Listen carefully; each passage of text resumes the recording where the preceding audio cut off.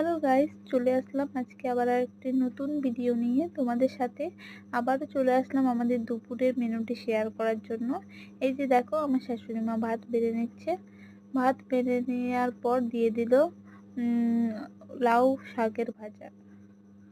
এই যে দিয়ে দিল লাউ শাকের ভাজা। আজ আমি লাউ পাতাগুলোকে ভাজা করেছি, আর সঙ্গে আবারও আলু উচ্ছে ভাজা করেছি, আর সঙ্গে ছিল মুসুর ডাল, আর ছিল আজকে ছেঁচড়া, নিরামিষ তরকারি। আজ বৃহস্পতিবার বলে আজ আমাদের এগুলোই হয়েছিল নিরামিষের মধ্যে। খাবারটা কিন্তু খুবই সুন্দর ছিল, আমরা খুব টেস্টি করে খেয়েছি, আমাদের খুবই ভালো লেগেছে। আজ আমাদের আমিষ কিছুই হয়নি, মাছ মাংস। আজ আমরা এই সামান্য এইগুলো দিয়েই খেয়েছি। এই যে দেখে নাও, ডালটা দেওয়া হয়নি ভাতে, ডালটা পরে